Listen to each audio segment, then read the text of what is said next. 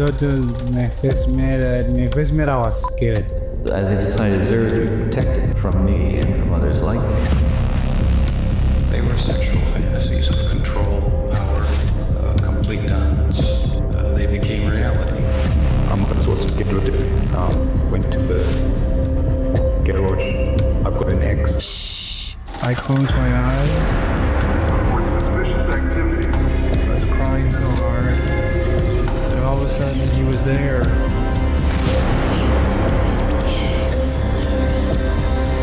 It was the only thing that gave me any satisfaction. I am a human being and I killed human beings.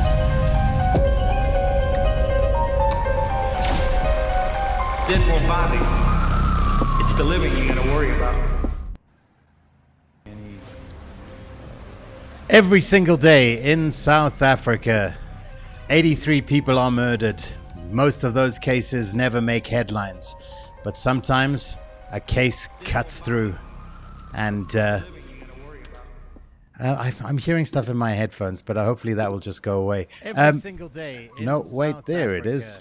So I'm just going to turn this off and turn that off. Hi, everybody. Welcome to the show. I knew that I was going to be a little bit rusty tonight, but I didn't realize that it would straight away. So let me just see if I can close everything here. No, wait, there it is. Ah, that's what I need to close. Okay, sorry about that, guys. Okay, here we are. Good evening. It's Paul Llewellyn, Profiler Africa. We're back. I just want to say sorry because we've been gone for about 5 or 6 weeks now. It's lovely to have you here with us. We've got a great case lined up for you tonight. I just wanted to apologize for the break. We've been going through quite a lot behind the scenes on the channel, which I will be telling you about in the course of this week. We are actually preparing a whole special episode where I kind of explain to you the story of what's happened with our true crime documentaries. Now, you may have noticed that our documentaries are back on the channel. South African Serial is back. True Crime Room is also back. And later this week, we're going to be premiering a brand new series for you guys, a series called Murder on the Mind. And you must just keep an eye on the channel for details of that. We'll be launching the first episode later in the week. So we've got lots of amazing stuff lined up for 2026. And yeah, also, like I say, apologies for the break, but I will be explaining it to you in detail, kind of what's been going on behind the scenes here. And maybe you'll be able to help us out a little bit as well. And once you understand kind of what's been going on in the background. So that said, tonight's show story begins in Klawer in the Western Cape. 2 boys steal grapes from a garden, and what follows is wrath. I am, of course, Paul Llewellyn, and I am joined, as always, by my partner in crime, Mr. Gerard Labuschagne, who, as always, is joining us all the way from sunny Canada. Good evening, Gerard. How's it going? It's going all right. Thank you very much. Yeah. Sorry about that. I had a browser window open, and then I had YouTube on, playing to make sure that the stream started, because I was feeling a bit insecure after the break. And I was saying before we got started, I was like, oh man, if I'm a little bit rusty, I apologize. I didn't expect to be rusty like straight out the gate, but it's over and done with. That's the gremlin dealt with. Let's move on. How's it going, Gerard? How was your Christmas and how was your New Year? Well, how's 2026 Christmas been was treating pretty decent. You know, had about a 2-week break where technically the office work shuts down. And I tried my hand at snowboarding. So I went for some snowboarding lessons and actually realized, thanks probably to my history of skateboarding, it wasn't as difficult as I thought. So I'm definitely going to categorize myself in the snowboarding category as opposed to the skiing category. And I'll hopefully be going this weekend.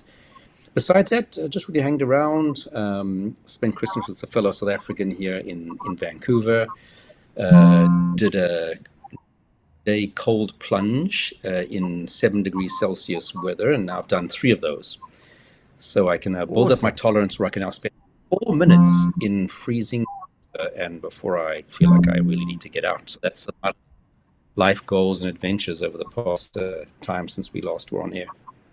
And how's work kicked off for you at the beginning of the year? Is the risk assessment and helping people to solve their problems, is that kind of, have you hit the ground running on that? Yeah, look, it's funny when you're in the Northern Hemisphere because for them, December is not really a major holiday time. So you'll typically have 2 weeks off from like just before Christmas and maybe into after New Year's. But up until then, people are working frantically. You've got meetings, appointments. So literally from when we were back on the 4th or 5th of January, I mean, you already got meetings. You're already starting with training courses.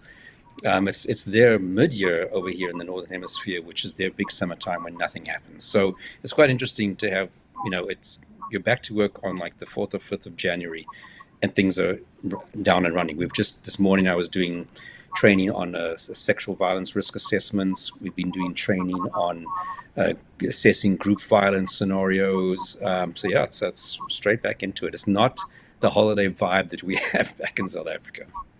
And as people will find out, I've also been plying a trade in Canada. I've been trying to be a lawyer in Canada with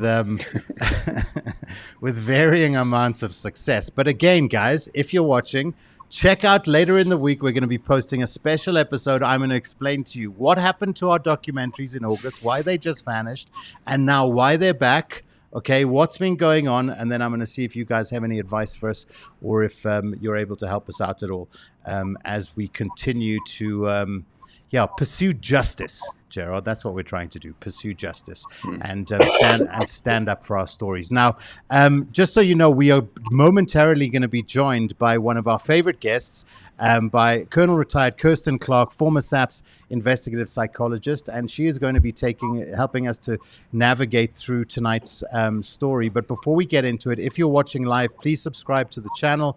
It does help, us independent true crime creators more than you realize. You can also become a channel member, or you can buy us a coffee. The details are all below in the description, and the links, and the links are there as well. And as always, you can drop your questions in the live chat. We'll get through as many as we can. I'll be keeping an eye on that. And I wanted to say it's so great to see folks already jumping on. Carmen, thank you so much for your super chat. We appreciate you. I will be looking at those in a second. But first of all, let's meet tonight's guest. Tonight, of course, like I say, we are joined by a good friend of the podcast, retired Colonel Kirsten Clarke. Good evening, Kirsten. Hello, how are you guys? Fantastic. Great. It's lovely to have you here with us. Okay, Kirsten, sorry about that. A little bit of admin to get out of the way. It's the beginning of the year. We're just brushing off the cobwebs. Now, how are you doing? How is your Christmas period, and how's the year started off for you?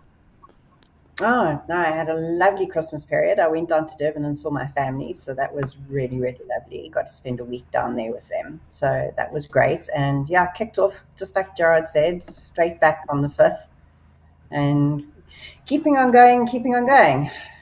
Yes, the world needs its psychologists to be up and running.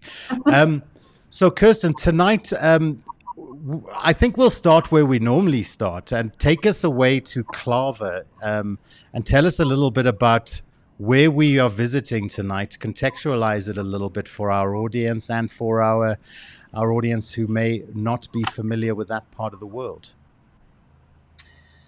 So Klawer is very close to the border.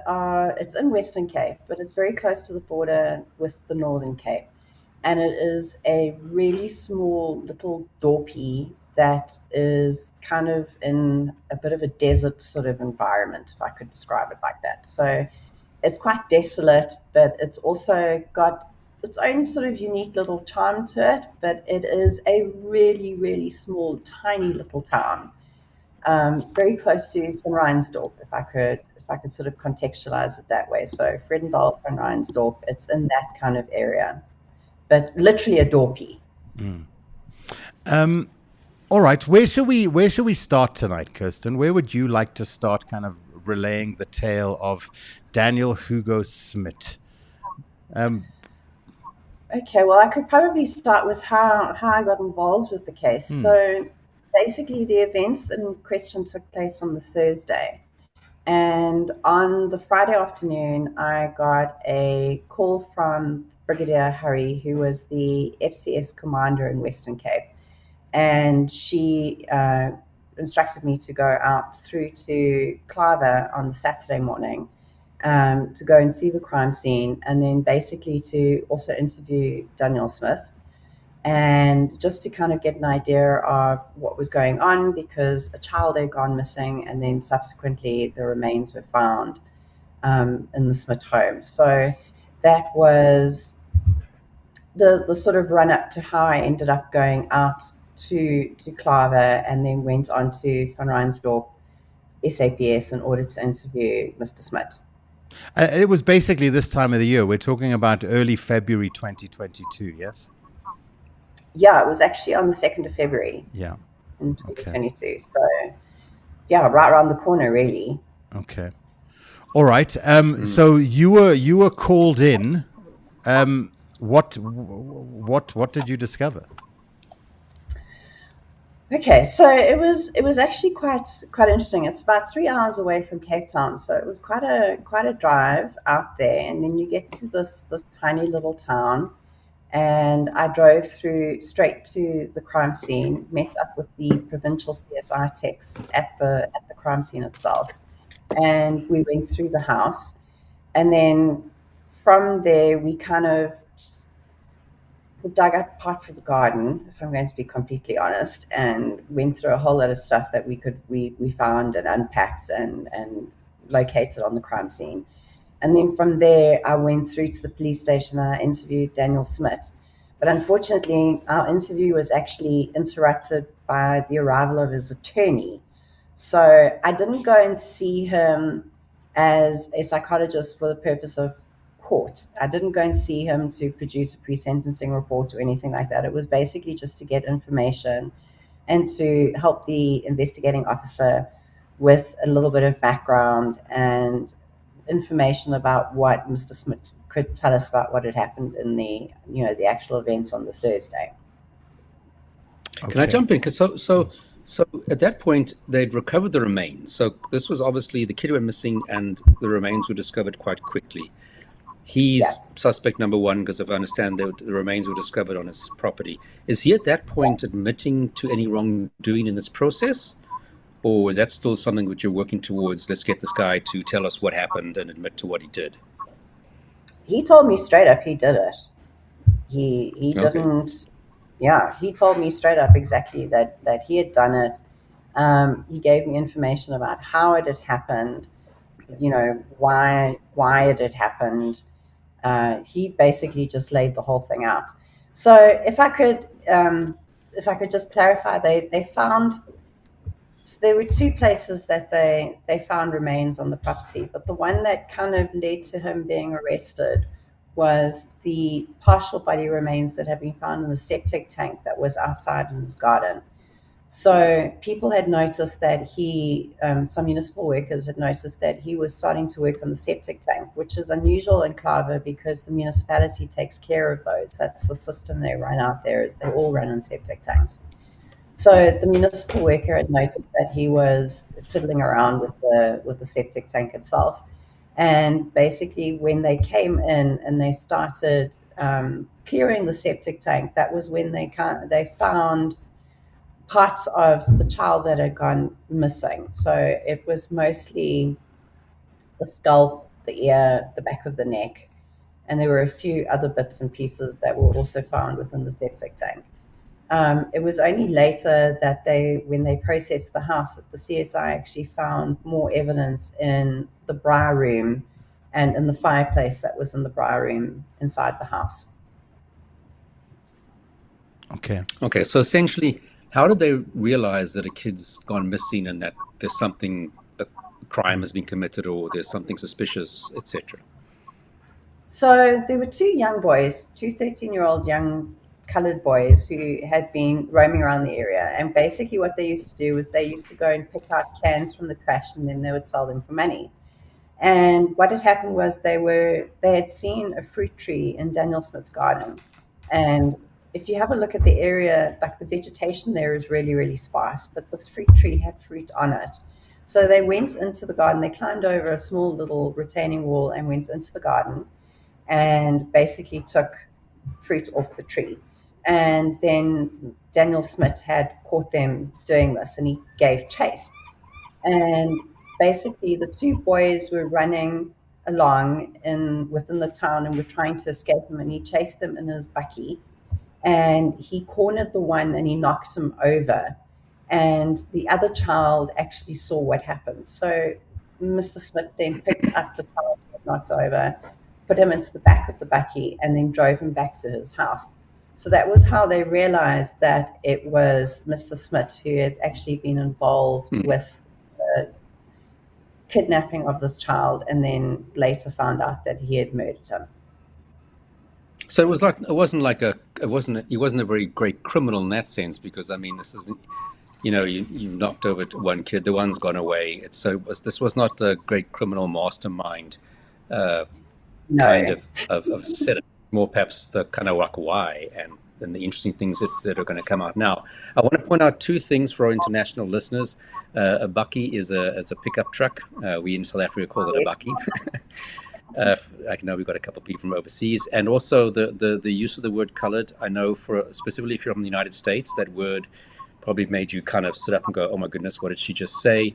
The word colored in South Africa has a completely different meaning and context to its use in the United States. It refers to a particular cultural group in South Africa that refer to themselves as being colored.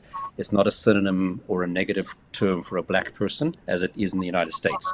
So in case people suddenly get very anxious about that terminology, it is terminology used by the government even till today in its census categorizations of people. Just want to point that out there, that nobody has a go at us about that. and for the Aussies, it's a ute, I think. They call it a ute, isn't it? A bakkie's a ute. A bakkie, yeah.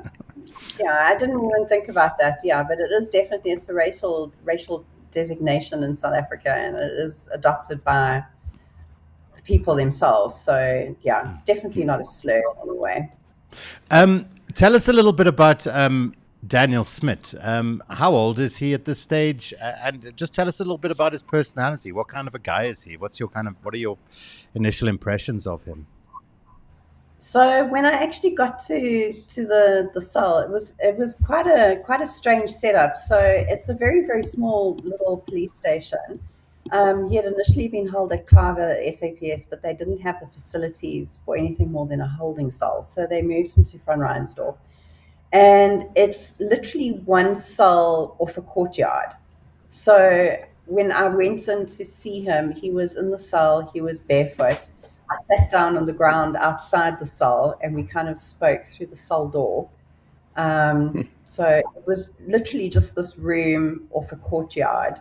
Very much forensic psychology in South Africa, where you go and find an overturned bucket and sit under a thorn tree to do your interview. Very much kind of like that sort of vibe. At the time, he was in his mid-50s. He had been a Transnet employee for quite a while, so he was actually a crane driver. And he was a very religious man. He had been raised in the NG Kerk and basically grew up in that very sort of strict Dutch Reformed kind of family. But had then deviated along the way into other forms of spirituality, and had then come back to God, had come back to the Christian way of life. So he was quite religious, but he came across as being very forthcoming. I mean, he was very honest and open about what had happened. But there was also a lot of history of sort of medical trauma. So he had been hurt very badly as a child. He had kind of gone over the handlebars of his bicycle and knocked out his front teeth and been in a coma for a week. And there was another incident where he was shocked with like 25,000 volts while he was working for Transnet. And he had also had some medical problems because of that. So there was this kind of question of perhaps there was some sort of organic something or other going on in the background. But there was definitely a lot of evidence of kind of magical thinking and this sort of, how can I put it, like a perception that there were darker forces at work in his life, and that was part of the reason why the crime actually happened. And his any criminal history, or kind of any antisocial behaviors in his that you came to be aware of? You know, was he an aggressive man? He apparently was quite aggressive. So after I interviewed him, I actually drove straight from there through to Beaufort West to interview his 2 children as well. And he was quite an aggressive man. He had been physically violent in the home and towards his son. He had been quite violent towards his son at times in the past. He had had a very, very acrimonious breakup with his wife, and was very focused on, and this is like his words, he was very focused on revenge against his ex-wife. So there was a lot of anger, a lot of rage towards her for her betrayal, as he put it. But he was definitely, he was quiet. He come across as being very quiet, and this is something that a lot of people in the town said as well, that he was a very quiet individual who was quite reserved, kept to himself. The family were quite isolated, and although the children had contact with people and their neighbors and other churchgoers within the community, he himself was quite withdrawn and quite isolated. Okay. All right. So we've got a whole bunch of images here that you gave to us, Kirsten, which I think kind of speak to essentially when you arrived at his house. Yes. Would now be a good time for us to jump into those, and you can maybe take us through a few of them? Sure. Or you can talk us through what we're looking at, and then we'll see how the story unfolds around that.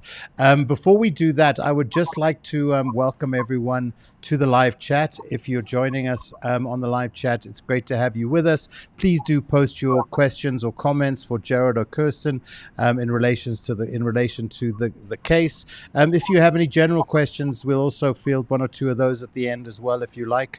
I'd just like to say thank you very much to my mom for a super sticker. There we go. She's always contributing to the cause. And then to Monique as well. Thank you for that super chat. We really appreciate you. And thanks for tuning in as always. Okay, so let's go to some of these images, and then you can talk us through what it is that we're looking at. All right, let's get that up. All right, here we go. All right, so here we are in the Western Cape. All right, so what had basically happened, this was, if you have a look at this view, this is the front garden as you walked in through the gate, and there was a little sort of fish pond off to the one side. When we initially got there, we found out that Daniel Smit had actually relayed the concrete within the pond and had filled it with dirt. Literally the day after the child went missing. And that was why the pond was marked. We actually ended up digging up the pond thinking that there might be, bones or something underneath the pond, but unfortunately they weren't. At that point, we didn't know where the rest of the body was. It came out later. This was the view down the front path to the house. What is quite interesting is, I think on the next photo, Paul, okay, so yes, those. So these were basically cast iron or sort of molded iron symbols that were on the front of the house. And initially, nobody really knew what they were and why they were there, but they're actually Aramaic, and they stand for the word Yahweh, which obviously means God. But this was something that was on the front of the house, and it was also on a lot of things that had been written inside the house. He had it on jewelry. It was marked on his car. That is the Aramaic alphabet that we were referring to. So you can see the one that looks like a backwards F that's on the house. So is the Y referral there that's also was on the outside of the house. So initially, a lot of people, when they got to the crime scene, were kind of freaked out by the fact that there was this strange writing on the house. But once we had kind of gone through it, we realized that it actually meant God. So as we went into the house itself, There were things that we found in the kitchen, like we found some knives, as you can see here. What was also really interesting was there were a lot of different herbal medicines that were inside the kitchen cabinet. So you can see on the left-hand side, there were a lot of sort of homemade herbal remedies. And the family used these all the time and would drink them in teas and would take them quite continually. What was interesting about this was that his daughter described being sick quite often, and her father would make her these concoctions out of these herbal things to get her to drink them. So that was something that kind of raised a bit of a question mark in my head at the time. On the right-hand side is where he punched a hole in the bedroom door. So there definitely was evidence of physical violence. He said he got really, really angry with his son the one day and ended up punching the door. Kirsten, just who all lived in the house? So it was basically Mr. Smit and then his daughter. Okay. His son had already moved. His son had a very difficult relationship with his father, so he had actually moved out and was living elsewhere. Okay. And the daughter would have been around at the time that this was happening then, albeit not necessarily aware. Yeah, so what happened was when Mr. Smit came home with the child, he brought the child inside the house to the kitchen. His daughter was an online teacher, so she had come out of the bedroom and had seen the child and her father in the kitchen, had asked what was going on, and her dad basically said, look, I'm just giving him something to eat, and then I'm going to tell him off for what he did. And she went back to her bedroom, put her headphones back on, and carried on with her online teaching classes. So what happened after that is Mr. Smit said that he had made the boy a sandwich. So he made him like I think it was a cheese and jam sandwich, which he gave to him, and some cold drink. And then after that, he described almost this period where he dissociated, kind of, where he can't fully recall all of the things that happened, but he ended up breaking the boy's neck. And then he stuck him in the deep freezer for a while. Sure. And basically then he and his daughter had gone out and they'd gone to Build It and a couple of other places and had a cappuccino. And then they came back. She went back into doing she went back to her room, back to doing the teaching. And he then took the body out of the deep freezer and he then started cutting the body up. And he did this at the dining room table. And then after that, he took what pieces he could fit into the braai place and he basically set them on fire. And then what was left over and what wasn't burning, he then took and threw down the septic tank and then cleaned up everything. So his daughter was present in the house, but she doesn't know what happened. So essentially, what we can assume from what you're saying is that when the boy was hit by the car, it wasn't like it was he rode over and completely and his bones were broken and he had cuts and gashes. Because it sounds like if he's home and the daughter's not seeing, my goodness, this kid's got a broken arm, and he was relatively okay looking at that point. I know that there were later also allegations. The second thing is that there were later allegations about cannibalism. Was that ever kind of substantiated or not? Those two, yeah. There were allegations made, but it was really difficult to determine if something had been cannibalized because most of the body was reduced to bone fragments and there was very, very little that could be recovered from the braai area itself.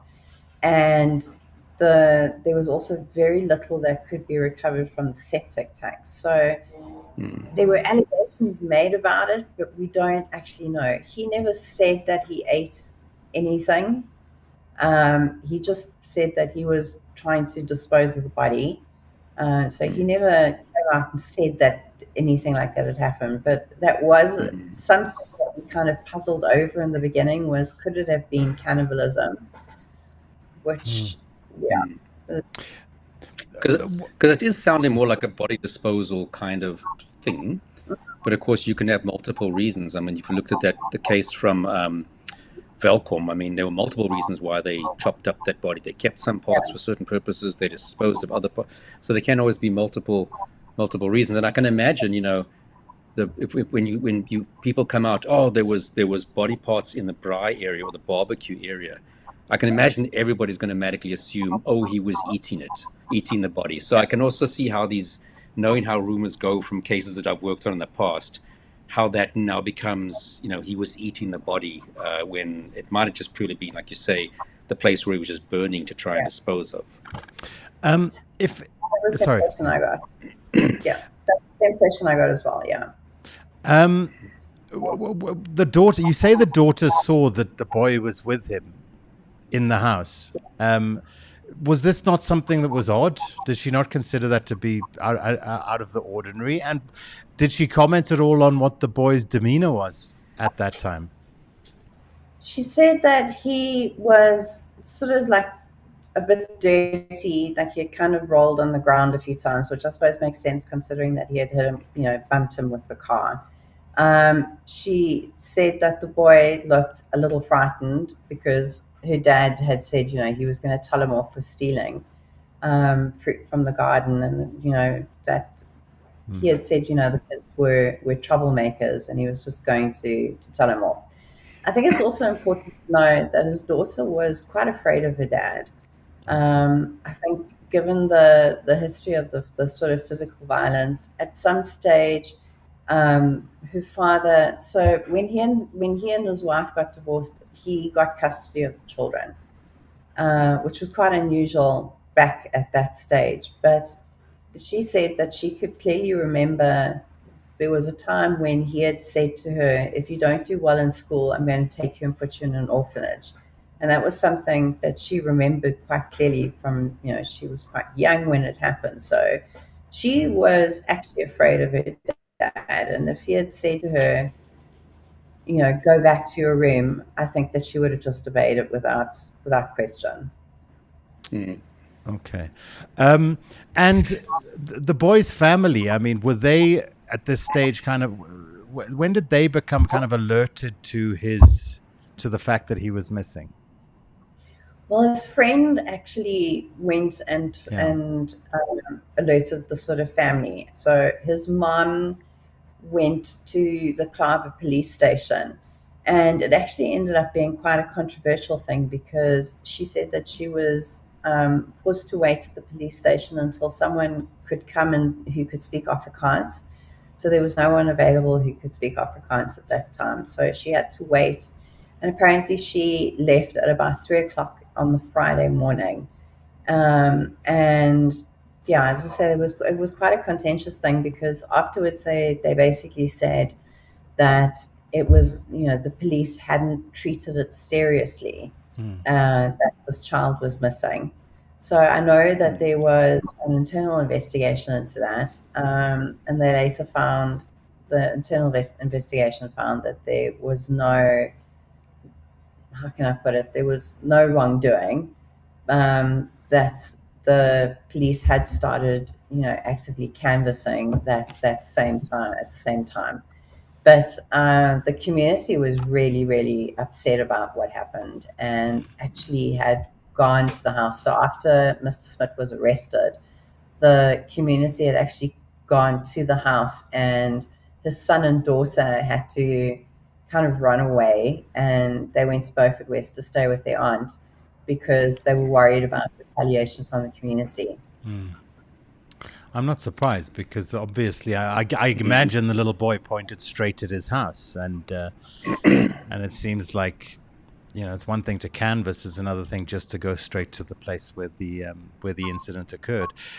Obviously here and Gerard, I'm sorry if I'm jumping in because I know you had a question, but there's a chase, there's an abduction, a decision to take the child home. This is not just kind of spur of the moment. There's kind of there's steps here. I mean, is there a premeditation here? Is this something that he'd been mulling over, or was this just an act of rage in the moment? I don't think it was premeditated. I don't think he had set it in his mind that he was going to find a child or find a person and kill them. I think it was a culmination of various things that had happened in his life that had kind of led to him having this underlying level of rage that was there. But I don't think it was necessarily something that was pre-planned or thought out. I think that once it happened, once he had abducted the child and taken him to the house, I think it was something that he had kind of thought, okay, well, I can't get away with just letting this kid go. I got that impression, was that it was, well, I'm committed to this now, and that was the reason why he broke his neck and then later dismembered him. But I don't think it was premeditated in the sense of I'm planning on doing this. It's something I'm going to do. Now, I don't want to ask an insensitive question, but, you know, we've spoken in the past about things like strangulation and kind of the process of strangling somebody and how long it takes, you know, whether it's easy or difficult or what kind of some of the nuts and bolts are of it.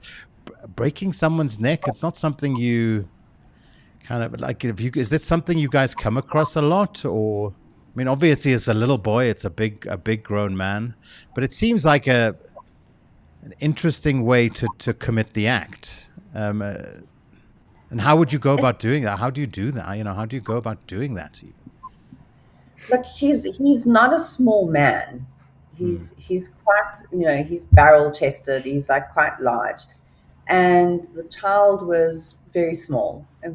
He was slightly built.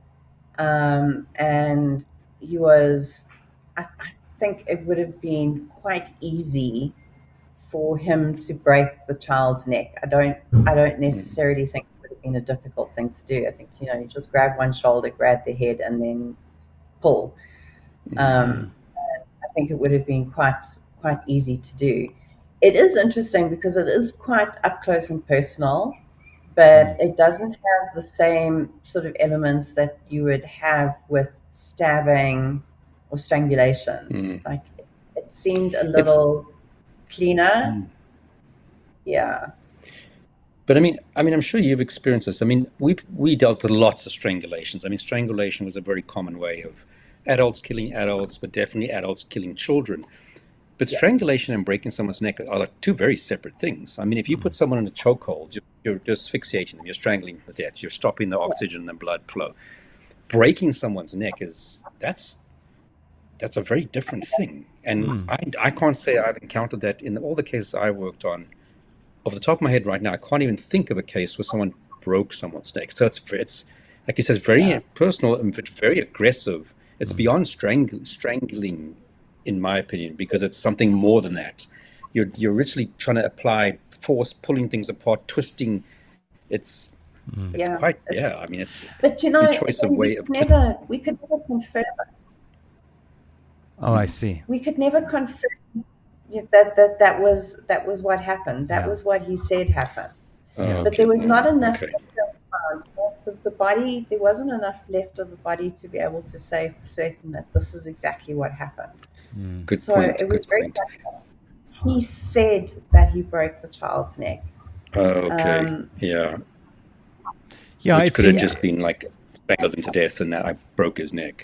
Because also I would question if that were the case, how does death? How long does it take somebody to die in that instance? You know, is it instantaneous? Is it, because it's strangulation? You can understand the asphyxiation, but that specifically seems like it might not be a particularly pleasant and a particularly quick way to go. Sorry to labor the point. No, but I think it depends on whether you sever the spinal cord at the same time as you're breaking the neck. Because you can survive having the neck broken, but if you sever the spinal cord, that cuts off everything pretty much instantaneously. But that also perhaps leads into one of the questions I wanted to ask, and it sounds more appropriate to ask it now. What did he use to cut up the body? Because that's also a task and a half on its own. Do you know what he used? He just said he used a really sharp knife that he had in the kitchen. But when we went to the crime scene, okay, obviously it had already been the preliminary processing had already been done by provincial CSI. So that was, they had done a sweep and taken most of the knives that they could find. But he just said he used what he had on hand. So it wasn't as if he had a particular knife that he had for hunting, for example. He did or a have, hacksaw or something. well, yeah, he never detailed that to me. Okay. He just said that, you know what it's like. You don't want to stop the flow once they start telling you the story. You don't want to start peppering it with questions, because then it becomes more of an interrogation, and that's not our role in this whole thing as psychologists. We're not there to replace the police interrogation, the confession role. So I tried not to ask too many questions other than just to get his sort of free flow of information. What was interesting was he had a lot of weaponry in the house, like just a lot of, like crossbows and just a lot of. I'm going to go back to some of the stuff. images now, and maybe you can take them through, because I know that they do come up there. Let's talk Okay, about a bit so more of what you found in the house here. Okay, so this is all, there was basically a full setup in the one bedroom that was all gym equipment, which is what you can see here. Obviously, some of it was being used to store clothes, but there was a lot of gym equipment and a lot of instructions taped to the wall that, detailing reps and that sort of thing. But what was interesting to me was the, the things that we found, like the crossbow and, those were his father's medals that he had found. If you remember the writing that was in the front of the house, that's on the dog tag that's on the right-hand side. So we found that in his bedroom. Okay. So that's some symbolism was repeated quite a few times for him. If we go to the next picture, so he had a lot of arrows and crossbow bolts. Yeah, and there's also the crossbow. I think there was a crossbow next. So there was lots of stuff that pointed to a guy who was very interested in weaponry. What was also interesting is that after he left school, he joined the army, and he actually wanted to join the special forces, and he wanted to eventually go and be trained in Russia, and then end up in doing special forces work around the globe. So that was actually his plan. And he also had this kind of fascination that sort of stemmed across, that spanned his whole life, I should put it that way, of like this, weapons and sort of, this idea of wanting to become special forces and like the super army man. That was definitely something that happened. The one thing that we haven't spoken about is his fascination with, I'm going to use the term very loosely here, Satanism. Okay. I'm going to use it very loosely because it didn't follow the Church of Satan's edicts. So, and at one point the Church of Satan actually sent a public statement saying that they had no linkage to Daniel Smit and did not condone what he did at all. Okay. But he basically said when he was 13, he met a Chinese man who had introduced himself as John, and this man was basically like his guru and had been training him on various things that were linked to sort of satanistic kind of rituals. And he described going to various places and taking part in ritual sacrifices of humans and collecting, blood and organs and human fat, and then using those for other rituals later, burning things as offerings. He stated that he had done that for about 20 years. And then when his son was born, he had a sort of revelation, and then decided to stop with the sort of belief system that he was following, which was with Azrael, who was one of the angels that fell with Lucifer from heaven. And that was who he was kind of focusing his rituals on. And he decided to go back to God, and he was exorcised twice, and then he was baptized, and he went back into the church. And that's all he told you that himself? He did, yeah. And it's mentioned, I mean, it was mentioned quite a few times in the trial as well. I think they used it as a mitigation of sentencing to say that it kind of counted towards, that he had this long history of this sort of Eastern satanic blend. It was kind of like, it was a very sort of weird mythology, if I could put it that way. I don't quite know how to describe it. It was a blend of a sort of Dutch Reformed Christianity mixed in with like a little bit of sort of satanic stuff, but there was also Chinese medicine, and kind of, it was this sort of mishmash that couldn't be classified as being like completely Christian, completely satanic, completely sort of terroristic or Eastern or whatever it was. It was like, it was this patched together mythology that he had. And it was part of, this was a big part of the history that he told me, was about this guy John and how he was bound to him. And John had given him this book that had a whole lot of spells and rituals in it. And he could never, he couldn't read the book when he first got it.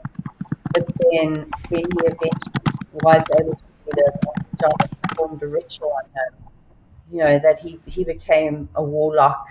So there was a lot of that.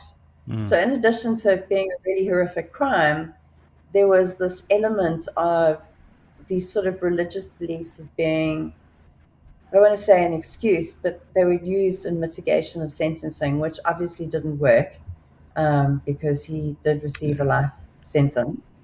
But definitely that added an element to the case, I think, that was quite sensationalized.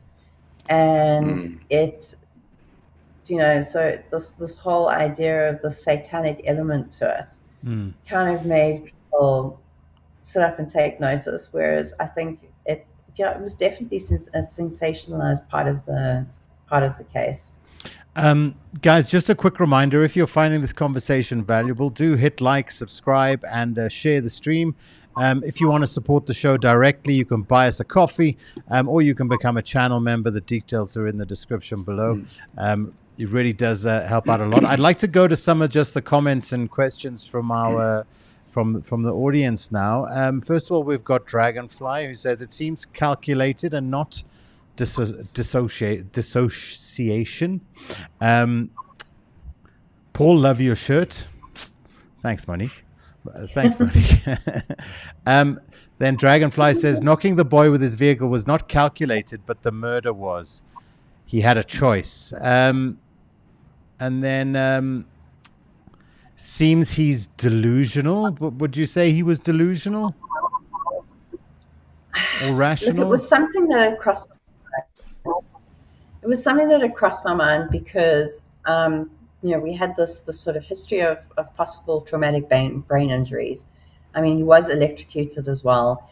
There was also this very strong theme of magical thinking, this narrative that he had created, which he definitely believed.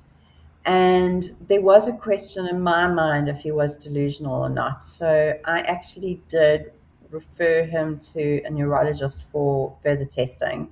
And I also recommended that he go to Falkenberg for the 30-day observation. It ultimately came back that he was fit to stand trial and competent. So they went ahead with everything. But there was this kind of sense that Yeah, like he had created this narrative in his head. So I couldn't tell if he had genuinely met this person, John, and had, because he said he could astral project and he communed with the devil and he was very into meditation and very into all these things. So it was really difficult to determine if that was true for him or not, because South Africa, I don't know so much about the rest of like the Western world, but here we don't dismiss spiritual experiences because there are some things that cannot be explained within the scope of Western psychology, if I could put it that way. I mean, this is where I was kind of going to go with the question: is this type of story ever a mitigating factor in these kinds of cases? Is it ever? In your guys' experience, has anyone ever come with this kind of as a narrative, and it been taken into account by the court as a reason? They try. Yeah, I mean, I can but specifically. I know accepted I've by had the that court. in some. I've had some in multi-murder cases where they try to introduce that concept, but this was part of a cultural belief system. And the courts say, we don't deny that there is this belief system, but that's not an excuse for your behavior. I mean, if you allow that, then what about religions that have human sacrifice? What about religions that allow substance abuse? What about, then you just open up the door for anybody to say, oh, I did it because of this. So your religious or cultural beliefs are never a mitigating factor. In fact, they can end up being an aggravating factor, because if you hold fast, like in the murder case example I mentioned, if you hold fast to those beliefs, it means you'll always be at a risk of committing this type of crime again. So, and often when people try to introduce it, it's like they try to twist the belief system. Traditional belief systems don't allow you to kill people, but they have this twisted version of traditional beliefs where I can use human body parts and kill people for it, and that's okay. So it's very often a perversion of an established belief system. It's not the actual belief system. But no, the long story short is there's lots of references. We see this in the Minimum Sentences Act for rape, that your cultural beliefs about women and sex with women are not an excuse for your raping someone. And that logic was applied to this particular Muti case, State versus Mogoramedi, where it was an appeal, because he appealed his sentence saying, but this was part of my deep, fast belief system, I shouldn't get a life sentence. And it was actually Judge Dario Docio, a very, very smart judge, who said no, and he used the logic from the Minimum Sentences Act in terms of rape, where your belief system is not a factor, to say, you're same thing here. This can't be a mitigating factor if you're going out and killing some innocent person. So it's been tried. My experience was sort of traditionally going to be with your multi-murder types of cases, never accepted. And I'm even surprised that a freaking lawyer would even try introduce that into his client's sentencing. I mean, you either just haven't read the law very well, or you're really grasping at absolute bloody straws, or your client said to you, you have to use this as a mitigating argument. Yeah. Well, it actually kind of turned against him, because the advocate who was representing the state, I think it was Advocate Freister, Sampson, I think, if I'm not mistaken. Yes, that's it. Yeah. But she basically said that actually he hadn't practiced this particular brand of whatever that thing was that he was into. In like 20 years, that he had turned around after his son had been born, and that this wasn't something he had practiced in 20 years, and therefore it couldn't be used in mitigation of sentencing. So in the end, it ended up not working anyway. Did you get the sense that it was maybe him trying to find a motivation for himself? Was there maybe a sense of guilt there? Did you feel a lot of kind of empathy from him? Did you feel that or remorse, if you like? Did you get a sense of regret? No, I didn't get that feeling of remorse. I think there's always regret that I got caught, if that makes sense. Everyone always seems to express regret. There wasn't a lot of remorse. There was a lot of I did it because of this, as opposed to I did it and I'm guilty. So for him, it was because, they were stealing fruit from his garden. In the weeks kind of leading up to what happened, someone had stolen the copper pipes outside of his house, and then, there had been a break-in in one of his caravans. And so there were like this sort of like small build-up in the time frame before. But I definitely didn't get I'm sorry I did it. I didn't get that. And did you get any kind of sense of a potential racial component here as well? Yeah, I think there definitely was a racial component to it. He had been raised in a very, very traditional conservative family, which in South Africa is typically associated with more segregational kind of racial thinking. So I think that it definitely played a role, but I don't think it was the defining factor, if I could put it that way. No, but maybe one of those factors that kind of, again, for himself, kind of gave him another little thing that gave him permission, if you like.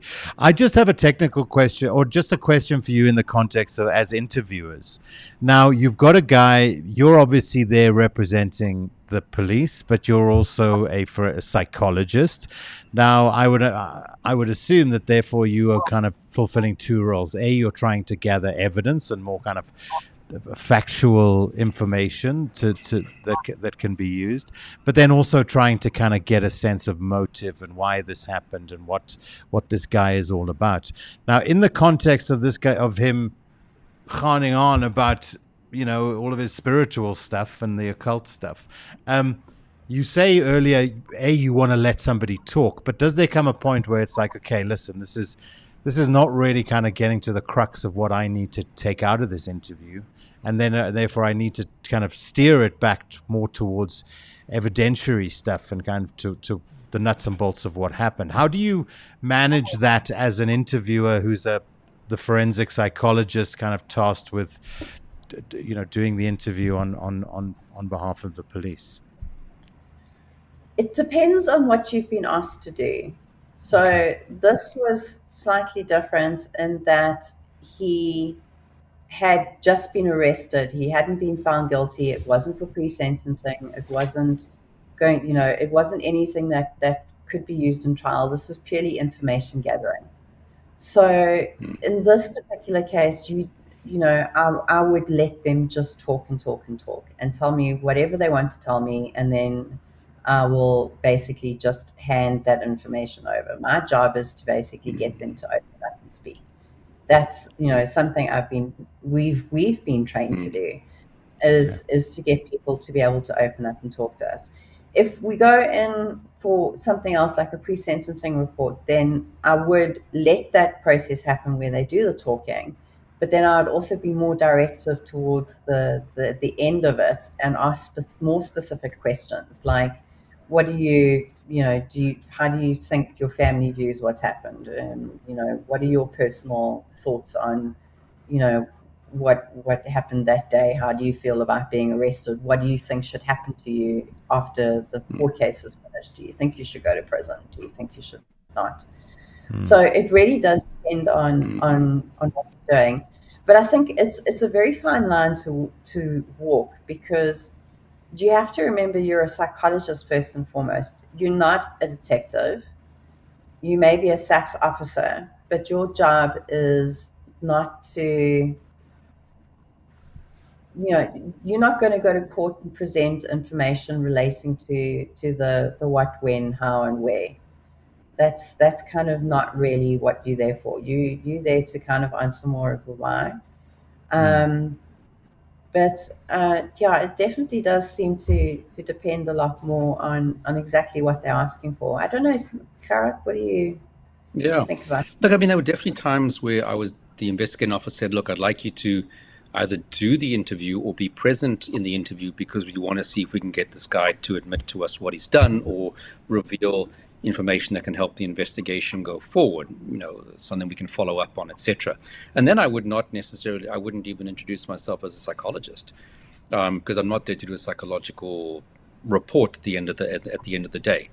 Other times they might say, look, we think this guy's a bit weird. Can you just send us afterwards? Other times, like when we had that guy who threatened Barack Obama when he came to South Africa in 2013, it was quite clear that there's some mental health concerns, and they wanted me to interview him and then just write a short report so we can have him quickly referred for observation. So it can kind of be the spectrum of anything and all, but I think there just has to be clarity from the start. What do they want you to do? I mean, you might be doing a more of a psychological type of interview and the guy starts to confess. I mean, what do you do then? Do you stop them? Do you let them continue? So it's all about what are you requested to do? What do you tell the person that you're there for, and that you don't surreptitiously do something on the side that's totally different to that. Okay. Okay, thank you, guys. Let's go back to just some comments. Sounds to me like he was hoping that his religious beliefs were going to be used as a scapegoat. There's Shelley, a long-time viewer. Welcome. Hello again, Shelley. Lovely to have you with us. And Dragonfly agrees with you. I'm shocked that through the whole process of trying to dispose of the body that his daughter never walked in or heard anything.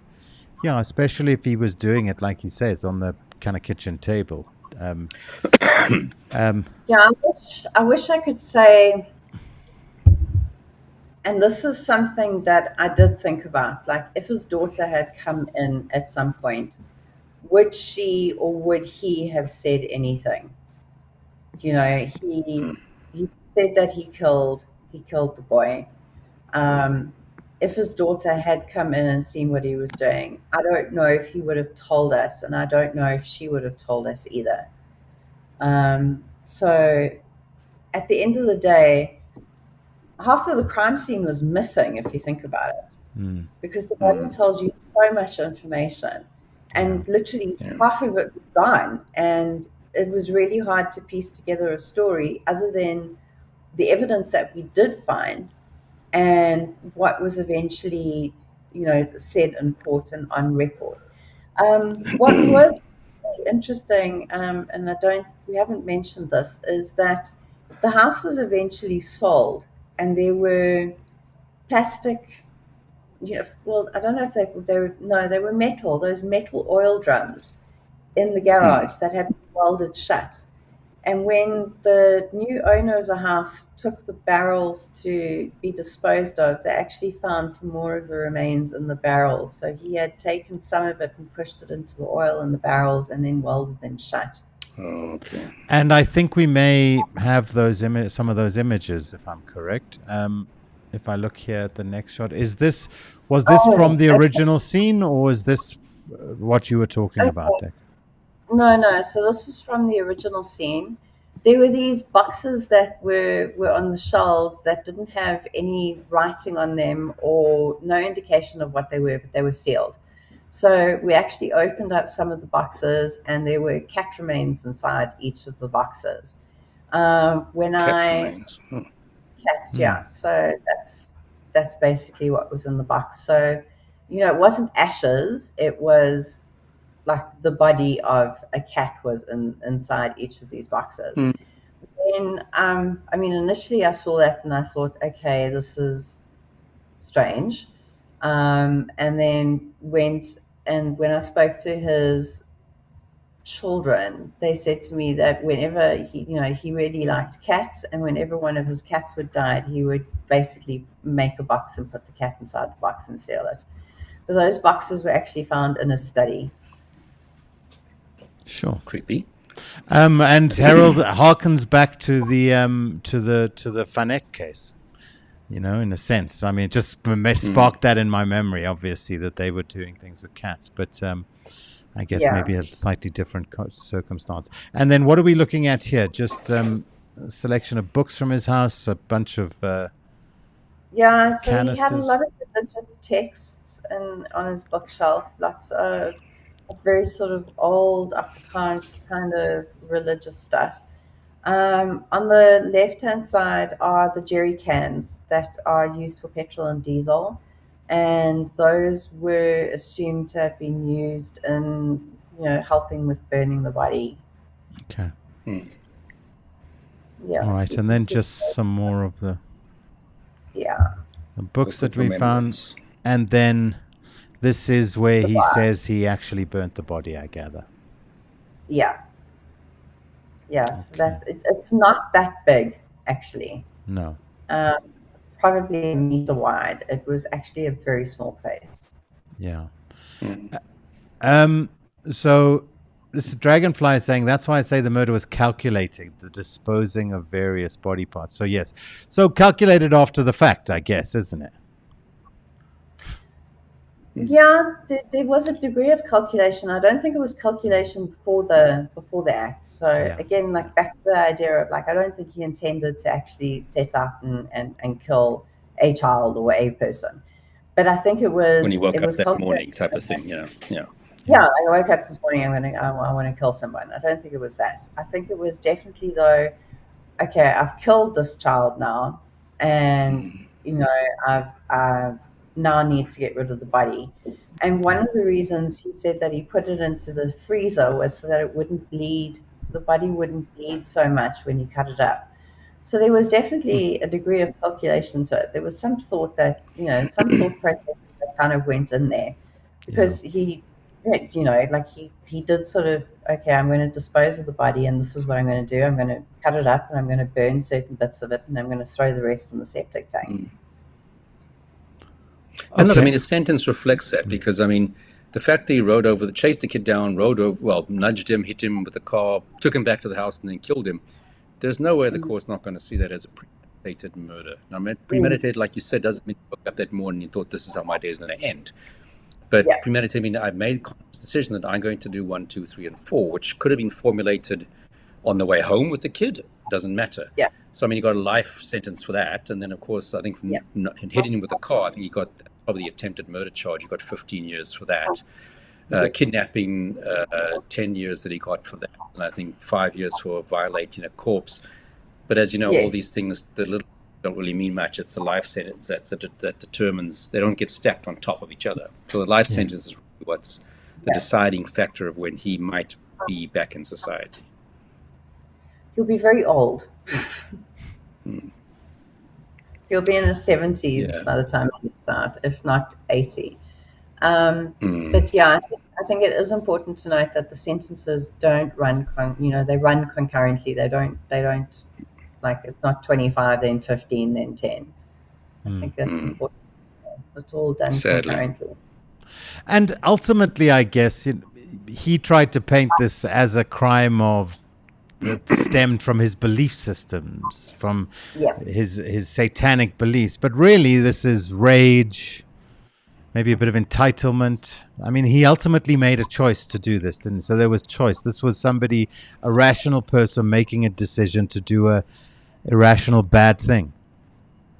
If he let that kid go, let's say after he knocked him over, clearly he doesn't sound like the kid was very badly injured from the car knocking him over.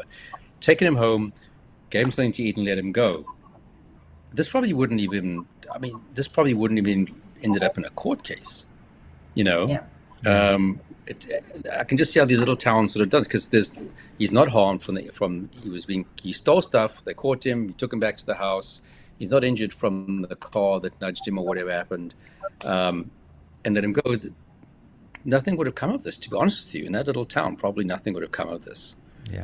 So he didn't have to kill this kid. It's not like I've knocked you down, I've broken your arms, I've damaged you internally, oh my God, you're going to die, let me try and cover this up by getting rid of your body. It doesn't seem like it was that kind of a decision process, just based on what you've described. No, I don't think it was. I think it was a little bit more calculated is probably the word. Is that that there was definitely that step in somewhere in between him having him in the kitchen and actually breaking his neck, that there was some kind of decision made.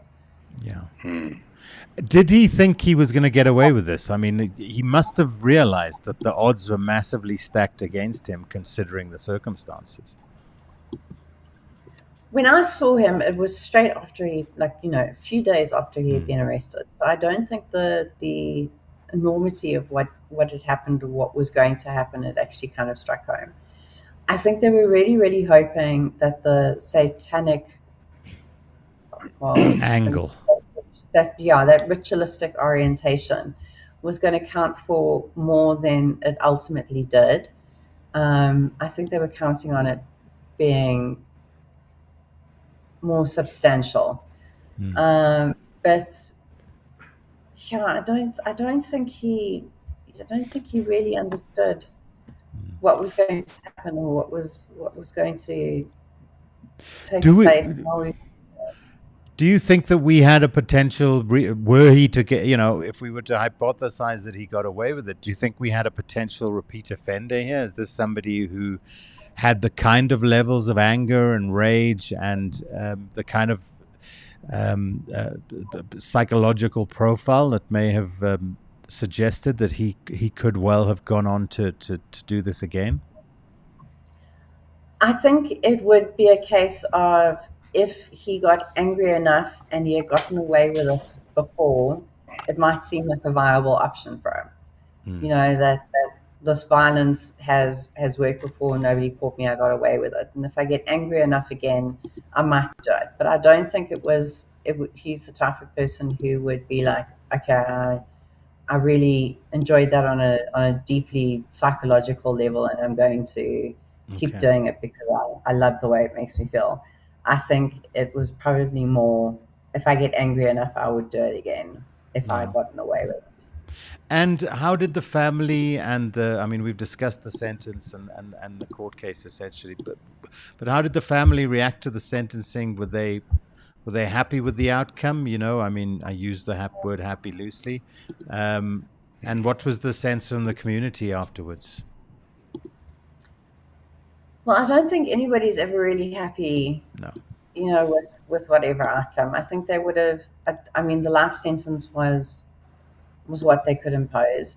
But I think the community was definitely angry. I think it was still at that sort of level of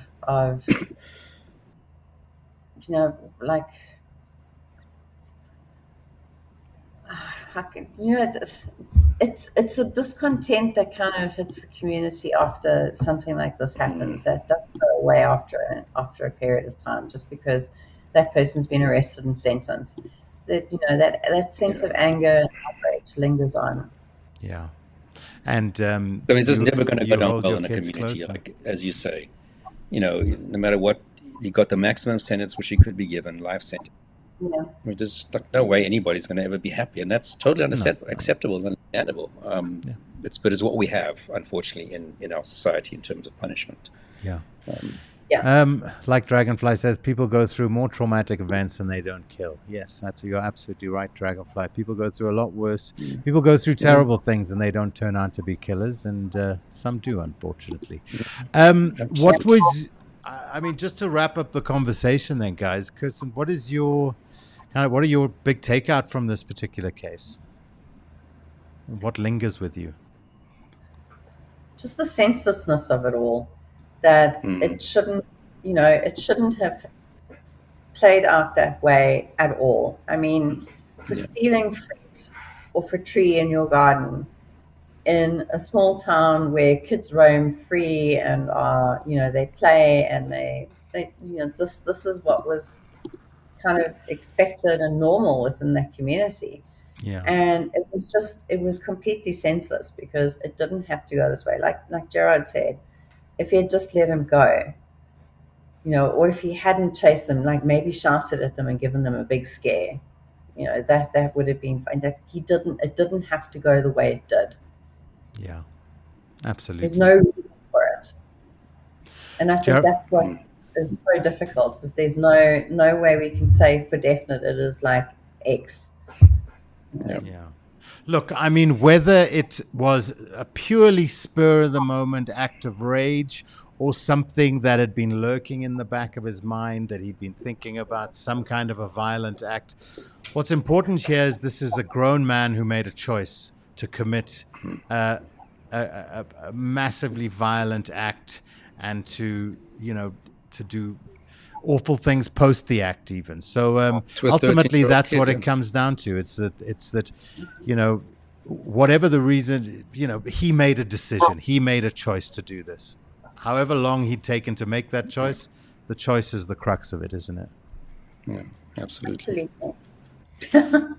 Guys, as always, it's been wonderful hanging out with you, talking about another one of our South African true crime cases. Hopefully, Mr. Smit will not be seeing the light of day anytime soon, and he will serve a suitable sentence for the crime that he committed. Thanks, guys. We're going to be, I think we can wrap up here unless anyone's got any final comments or thoughts. I'm putting it out there. Okay, so Kirsten, as always, thank you so much for joining us. I mean, so wonderful for you to join us on the first one back in the year as well. Hopefully we'll be seeing plenty of you this year. We've got, we love to interrogate all your guys' cases that you have. The invitation is already extended to come back again. So hopefully we'll be seeing you again soon. And as always, thank you very much for joining us. Thanks so much. Have a good evening, guys. Thank you. Thanks to the viewers, the regulars, and the new ones. Yes, Gerard, I'm going to say goodbye to Kirsten there. So good night, Kirsten. We'll speak to you again soon. And Gerard, so Gerard, we are back for 2026. We've got plenty of episodes planned ahead. We will be doing the live, of course, where we can. But, Gerard is a busier and busier guy. So where we have to, we will drop in some pre-records here and there. Also, guys, please do look out. In a couple of days, we'll be posting the story of Profiler Africa and what's been going on behind the scenes. Essentially, why did our documentaries disappear and why are they back? And we'll be inviting you to kind of share your thoughts on that. So do look out for it. And then fantastic. And I've been so excited about this. I've been looking forward to it. Can I tell you, the first episode is sitting already on our YouTube page, just ready for me to upload a thumbnail and to set it for its premiere. But we've got a brand new series called Murder on the Mind starting for you. It's a 24-part series. Each episode is about 25 to 30 minutes. And it is Gerard and all his psychologist friends, his forensic psychologist friends. Essentially, each episode is a super psychological deep dive into a particular case, really interrogating the psychology, the different and all of the factors that kind of lead people to do crazy shit, basically. So look out for that. It's going to be dropping this week. Gerard, do you have any comments on our series, Murder on the Mind? Because I think it's a cracker. And if you really want to, it's like a real deep dive. Any final if you thoughts like the psyche tonight? side of it. Yeah. If you like the psyche side of crime, and you don't just get to hear from me, you get to hear from a bunch of, as Paul said, a bunch of my colleagues who worked in my unit with me and other people who have credible people who have credible opinions. I think that's what's important. You can get anybody to say anything from anywhere, but to have people that really can speak with some insight, authority, and experience is not always easy. So that's what we got you guys. And they're all good looking too. I mean, this glamorous group of experienced psychologists talking about crime. I mean, guys, you're in for such a treat. So look out for that. It's great to be back. Sorry for the break, like I say, but Paul and Amy have been trying to be lawyers in Canada, which I'll tell you about in a couple of days. But yeah, it's going to be a great 2026. If you have any suggestions for episodes you'd really love us to cover, please do drop us a message. You can either drop us a message in the chat or you can send us a message to profilerafricainfo@gmail.com. That's profilerafricainfo@gmail.com. If you would like to support the show, you can also buy us a coffee. There you go. That's the QR code. You can just scan with your code if you'd like. Just rewind and hit pause if you miss it.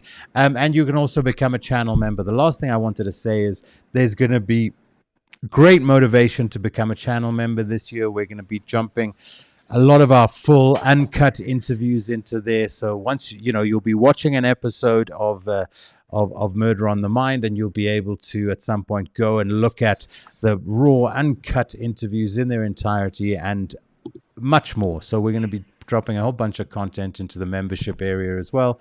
So guys, join us as the journey continues here as we build our crime channel. And it's great to be back, and we're looking forward to a great 2026. Thank you very much for joining us in the chat, everyone. Thank you for your super chats and your contributions. I've said thank you and goodbye about 18 times now, so I'm going to stop. Gerard, I'll see you next week. And Gerard, can I give you some advice? Oh, okay, sure. Go for it. Don't trust anyone, Gerard. Don't trust anyone in that. Don't trust those Canadians, okay? I won't trust these South Africans. Don't trust anybody, okay? Good night, everybody. Bye. My first meet, I was scared. I deserve to be protected from me and from others like me. They were sexual fantasies of control, power, complete dominance. They became reality. This was scheduled today, so I went to the garage. I've got an ex. I closed my eyes. I was crying so hard.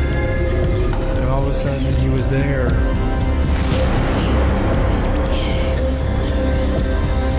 It was the only thing that gave me any satisfaction. I am a human being and I killed human beings.